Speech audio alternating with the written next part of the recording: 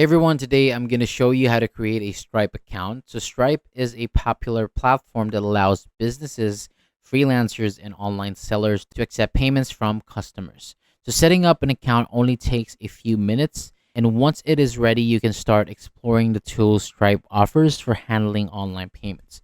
So to get started, open your browser and head over to Stripe website. When the homepage loads, click on the Get Started button, and this will take you to the registration page where you'll need to enter some basic information such as your email address, full name, password, and country.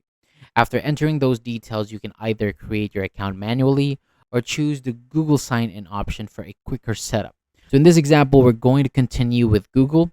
Select your Google account and follow the prompts that appears on the screen. So once you're signed in, you'll see an option to receive marketing updates from Stripe.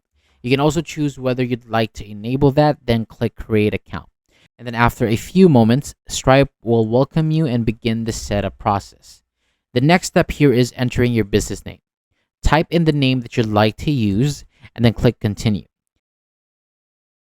After that, Stripe may ask you to briefly describe your business.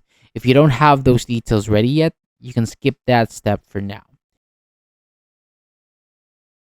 You'll also be asked how you plan to use Stripe.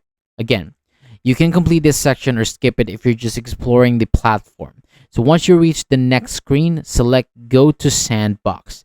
The Sandbox is Stripe's testing environment where you can safely explore features, create sample payments, and learn how everything works without using a real money.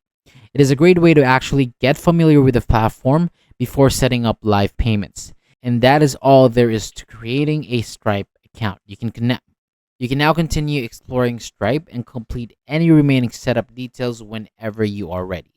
And that is all for today. Thank you so much for watching. For more videos like this, hit the subscribe button below and I'll see you on the next video.